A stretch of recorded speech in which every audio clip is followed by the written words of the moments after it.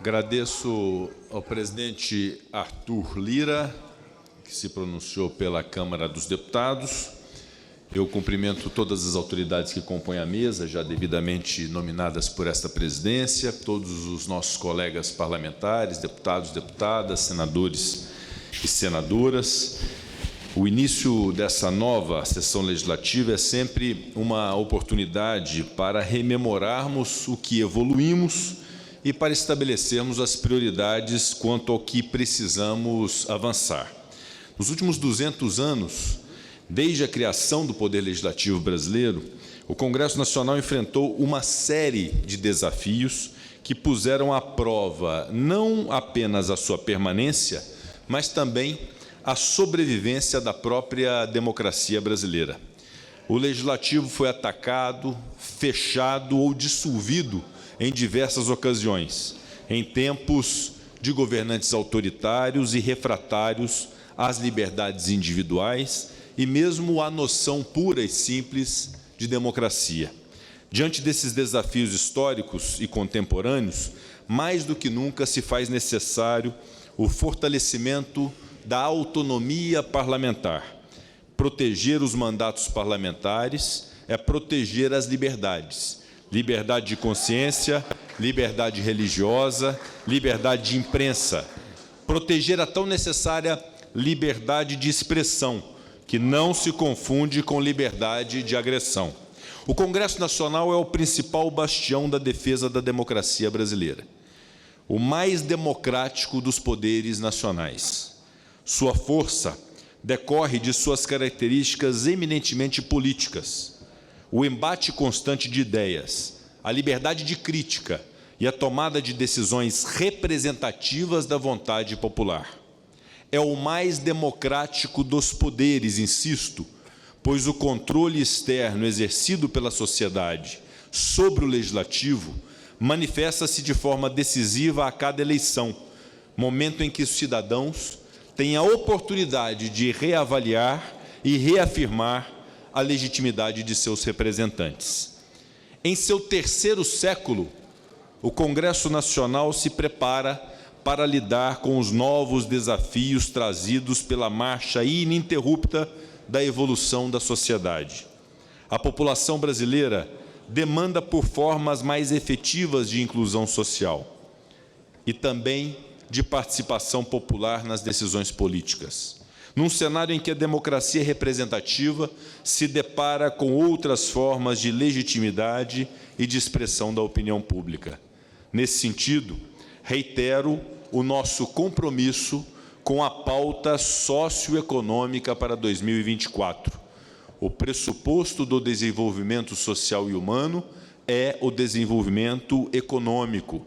Tendo esse Congresso Nacional aprovado a reforma tributária em 2023, mediante a emenda constitucional número 132, passaremos a debater de maneira prioritária a sua regulamentação no curso de 2024. Mas uma outra obrigação se apresenta ao aprovarmos uma reforma tributária para o Brasil: a desburocratização do Estado brasileiro, a definição de diretrizes adequadas para finanças públicas sustentáveis, o combate a privilégios e desperdícios com o dinheiro público, a discussão sobre a qualidade do gasto público e o tamanho do Estado brasileiro são desafios que se impõem ao Congresso Nacional. Ademais, no presente ano, buscaremos explorar a singular oportunidade que o Brasil possui de se tornar uma potência mundial na transição energética e na economia verde, segmentos para os quais nosso país é inegavelmente vocacionado. Pretendemos, assim, iniciar um novo ciclo de desenvolvimento industrial em nosso país, com institutos sólidos que permitam que o Brasil se torne uma potência mundial nesse setor. Além disso, é imperativo avançarmos na regulação da inteligência artificial e das plataformas de redes sociais, principalmente quanto à imposição de responsabilidades na veiculação de informações, a fim de mitigar externalidades negativas e, ao contrário, potencializar benefícios à sociedade de tecnologias que têm esse potencial disruptivo exponencial. Aliás, até o mês de abril do ano corrente, pretendemos apreciar no Senado Federal o projeto de lei número 2.338 de 2023, sob a relatoria do senador Eduardo Gomes, que dispõe justamente sobre o uso da inteligência artificial no Brasil. Estaremos atentos à reformulação do sistema eleitoral, codificando de uma maneira definitiva preceitos e princípios que norteiam a justiça eleitoral brasileira. E avaliaremos, senhores parlamentares, senhoras parlamentares, sempre junto à sociedade sem intransigência, o fim da reeleição, a coincidência e prazo de mandatos e a forma de financiamentos de campanhas eleitorais. Esta é uma prioridade do Senado Federal. Discutiremos temas muito relevantes e temas que, inclusive, tocam aos demais poderes, como a limitação das decisões monocráticas no âmbito do Supremo Tribunal Federal, os mandatos de ministros do Supremo Tribunal Federal e a reestruturação geral das carreiras jurídicas, considerando as especificidades e a dedicação exclusiva inerentes à atividade desempenhada pelos membros do Poder Judiciário. Outro tema para o qual dedicaremos especial atenção será o da segurança pública. Urge a instituição de fóruns para debate sobre o crescimento da violência nas cidades e na zona rural. Pretendemos colaborar para a definição de institutos penais modernos e, sobretudo, eficientes, capazes de conciliar o combate efetivo à violência urbana e rural com a garantia aos direitos fundamentais. Pensando nos mais jovens, que são o futuro do nosso país, efetivamente, devemos trabalhar para fortalecer o sistema educacional do Brasil. É inaceitável que existam crianças incapazes de ler, escrever e realizar operações matemáticas básicas. A alfabetização e a consolidação de uma educação que promova o raciocínio crítico deve ser meta não só deste Congresso Nacional, mas meta da nação. Pretendemos garantir igualdade de oportunidades por meio da educação e desenvolver os cursos técnicos, profissionalizantes e, sobretudo, as nossas universidades públicas. As casas do Legislativo reconhecem a urgência e a importância de aprimorar o sistema de saúde e também reduzir a fome, a miséria e as desigualdades no Brasil. É necessário direcionar esforços para fortalecer a infraestrutura hospitalar e garantir o acesso universal a tratamentos médicos e ao saneamento básico. Além disso, implementar programas de alimentação e assistência social para combater a fome e a miséria. Sabedor que sou da tônica do governo federal nesse sentido, tenham a compreensão e a certeza da colaboração deste Congresso Nacional para as políticas públicas de redução das desigualdades no Brasil. Esses compromissos refletem a nossa determinação em construir um futuro mais saudável, justo e inclusivo em nosso país.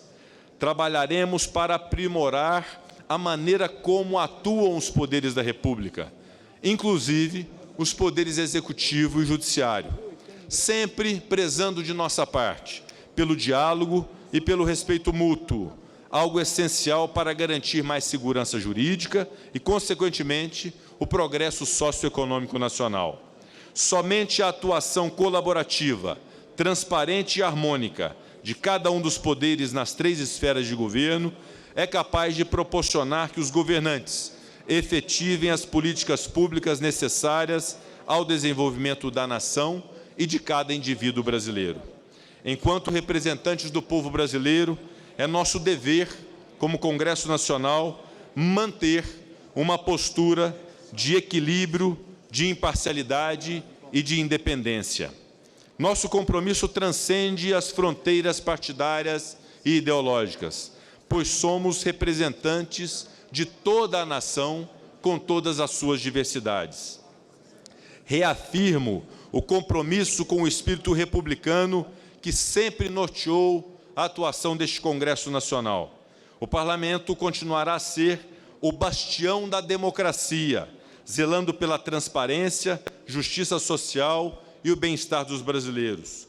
Concluo reafirmando a intransponível importância do Poder Legislativo para o desenvolvimento harmônico de nosso país. Esse Congresso é, incontestavelmente, insisto, a mais democrática das instituições do nosso Estado. É, portanto, com os ouvidos atentos aos reclames e desejos da população e a voz pronta para se levantar em defesa dos direitos de cada um dos brasileiros, que os membros desse Parlamento se apresentam aqui hoje, perante a nação, para o início dos trabalhos legislativos do ano de 2024. Prosseguimos, fortalecidos pelo nosso trabalho conjunto no Congresso Nacional, no Senado Federal e na Câmara dos Deputados, na construção de um país melhor para todos. Eu agradeço a presença de todas as autoridades que nos prestigiaram, os representantes dos corpos diplomáticos, membros do Poder Executivo e do Poder Judiciário, todos os parlamentares, deputados, deputadas federais, senadoras, senadores da República, os representantes dos órgãos de imprensa que cobriram esta sessão solene. Agradecendo a todas as senhoras e os senhores, declaro encerrada a presente sessão. Muito obrigado.